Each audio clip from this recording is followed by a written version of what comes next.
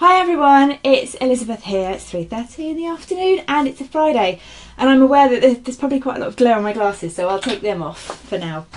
What I wanted to do today is something a little bit different to what we normally do on these Friday afternoon Facebook Live sessions, but we will always start the same way. So I wanted to welcome all the new members to the group, say thank you very much for joining us, and I hope you get a lot out of the participation in the community here. So what are we going to do today? Well, as I think I have mentioned in the group already, I have a new book coming out which is called Communicating Change. So I thought I'd tell you a little bit more about change management and some of the tools that we've got available to use on projects that help us do change management and do it effectively.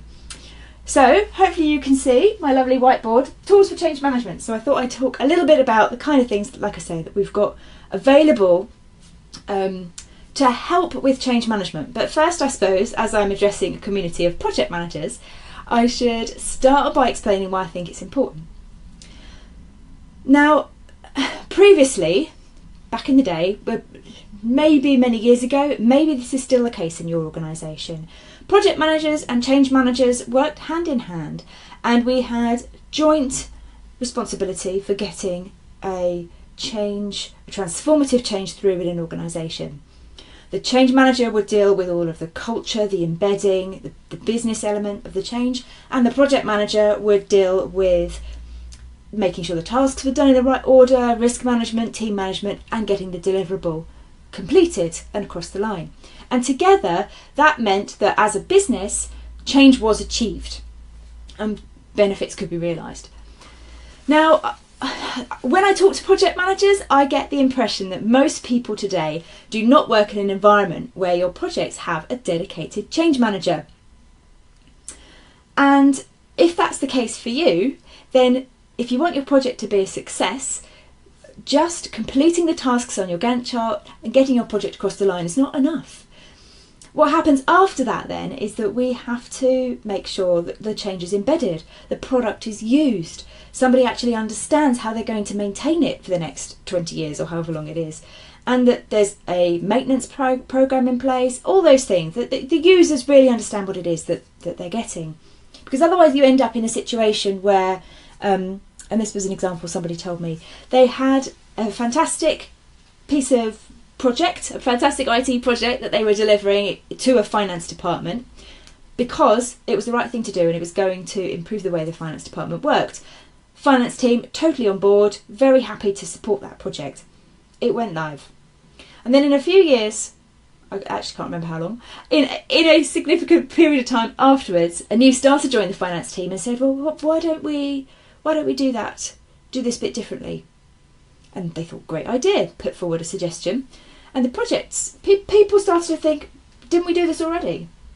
And when they looked into it, they had addressed that problem already. But because the team was so busy and didn't have the headspace to adopt the new ways of working, they hadn't used it. Not through lack of trying, not through thinking the end result was bad, but just through the organisational culture, the fact that people were busy, the fact they didn't have management support to spend time on their training, all this stuff conspired to mean that they didn't get the benefit from that project as it was delivered, which is a waste of everybody's time and a whole shed load of company money. So I don't want that to happen to you. So if you don't have a dedicated change manager working on your project, which is highly unlikely these days, then what can you do as a project manager to start to think about how you're going to make your project successful beyond just ticking off tasks on a Gantt chart and handing over the finished deliverable? And I also should say today that because I have a new camera set up, I can't see any of your comments. So I know that there's normally people who are chipping in and saying hello. I'm very grateful and I'm glad that you're here, but I can't see, especially now I've taken my glasses off, I can't see anything. So I will make sure I address comments afterwards. But thank you for being here and for commenting if you're doing so. Right, so the tools that we've got available to us for change readiness, for change management, start with a readiness assessment. And this is basically made up of two different things in my head. This is how I make it work in my business, in my projects. Gap analysis and then a readiness checklist. At the beginning of a project, you'll be looking for a gap analysis, really. You're looking at where are these people now and where do I need them to be in order to get the most benefit out of whatever it is I'm doing. So maybe there's process changes coming, maybe there's training they need to do and they don't have the skills. Whatever it is, you're kind of thinking, this is where people are. This is where, at the end of the project, we want them to be able to realise the benefits, and that is my gap. And understanding that gap is important because it helps you plan how you're going to help people to get through it and where they need to be to make the best use of whatever it is your project is delivering. The readiness checklist is something that we use quite a lot on our projects, and it's basically exactly that. So before we're going to go live with this project, we want to make sure that you are ready to accept it. And this is not just about technical readiness, but also about process readiness and user readiness in the department who is receiving the change. And that would look at things like, have you set up your user logins? Have you completed your training? Do you have a super user? Have you made sure that the people who need to know are not on mandatory training courses or on holiday on the day that we're going live? Do you know where to find the help manuals? All this kind of stuff. Have you told this person and that person within your business unit? Just are you absolutely ready, and breaking it down for the user community so that they know exactly what it is that they should expect. So that covers the readiness checklist. That's a really good way because it's something you can give to people at the beginning of the project, or as soon as that information is available, they can then start working through it and making sure that they feel comfortable that they're ready to use whatever it is that you're delivering as part of your project. Sponsorship is a massive tool for change management. If you don't have an active and engaged project sponsor, then you're really going to struggle to get the change embedded in the organisation. So it's something you can start thinking about now. If your sponsorship isn't there, perhaps you should be looking at finding one, or perhaps this project really isn't that important after all if none of the senior leaders are ready to step up and put their name to it. So we know from a shed load of research that having an engaged sponsor who is actively sponsoring your project is a huge predicator for project success. So finding one, if you do not have a sponsor now, then your project should not go ahead, and you need to think about how you can get them involved in change management so they are selling the benefits of your project and talking to people about all the things that your project is going to achieve. So use your sponsor to help you get people through that gap. Thirdly, we've got coaching. So that's giving people the opportunity to sit down with you one-to-one. It doesn't have to be you, it could be their team manager or somebody else, and helping them get through what it might be that's holding them back from being able to fully use, or I need to come up with an example for this really so that I can give you some more concrete specifics. So if I was building a web app, a mobile app, the coaching might be with somebody who is going to be then going out and selling that to my clients. So I might sit with someone in the sales team. Are you sure you know how to use it? Can I give you any more support? That kind of thing. And again, it doesn't have to be you as a project manager providing that. It could be anyone who has the skills to be able to sit with and coach the end users. Training is another huge element of change management. And it's obviously, for me, it's the one that we think of first. When I talk to people about how are you going to get your users ready in your project setting, we'll just be, we'll do some training. We'll do some user training, we'll write a manual, we'll have a crib sheet. The app is so easy, we don't need to have any training. I've heard that too. But training as a tool is a really good way of making sure that everybody is ready to do what it is that they need to do when the time comes. So if your web app is really easy and you don't need to train anybody, perhaps your training is more for the admin team who are managing the accounts on the app behind the scenes or something like that. There's normally some kind of training you can offer people, even if it is a 3-minute how to use this product video that you can then put on your company intranet or on your website. There are a lot of formal change models, and they are around the cultural and personal change that people go through when they are learning about something new.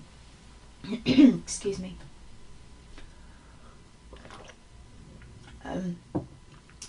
So you'll often hear the Kubler-Ross cycle mentioned, and there's essentially the curve looks a bit like this. So there's a number of different change models that you can look at. Google is your friend, so go and find some. But really it's around helping people understand what the change is going to mean for them. If they then are struggling to accept that, you can then help them get over that, or you might find that actually they come to terms with it themselves over time.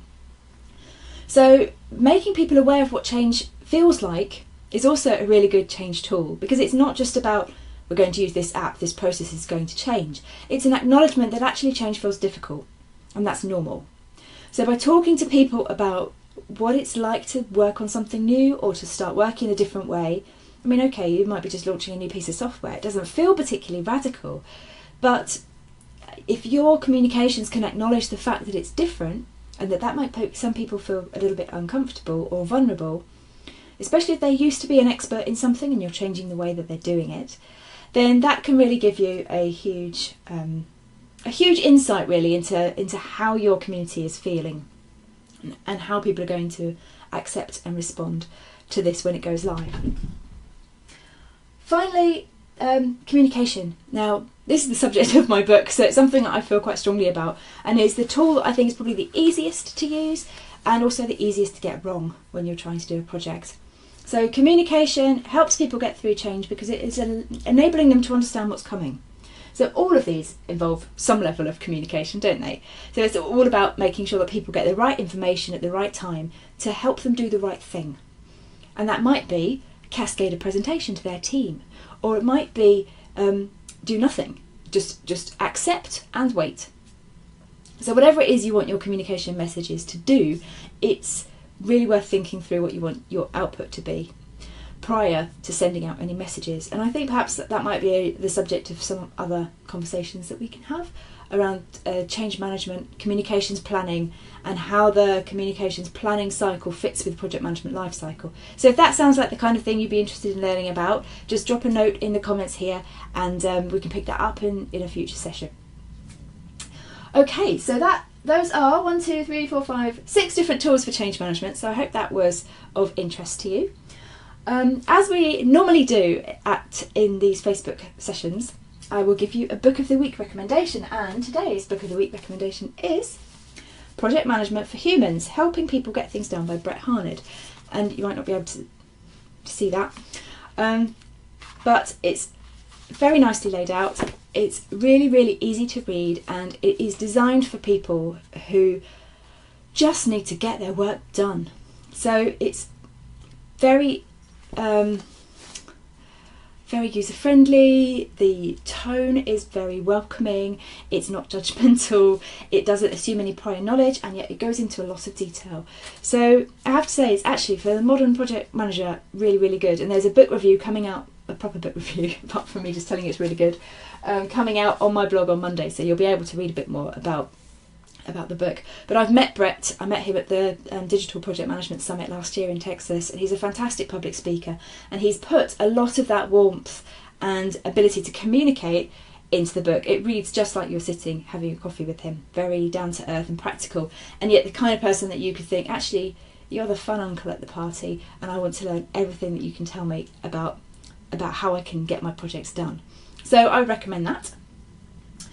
And what else do I want to talk to you about?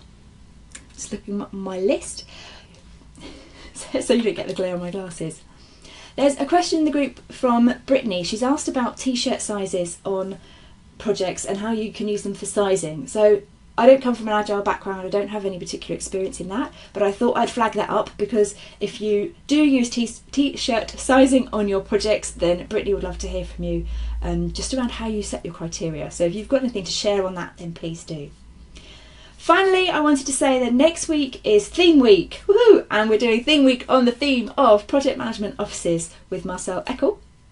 So look out for the question prompts in next week's in the Facebook group next week. So there's a different question every day, and it would be great to hear what project management offices do for you.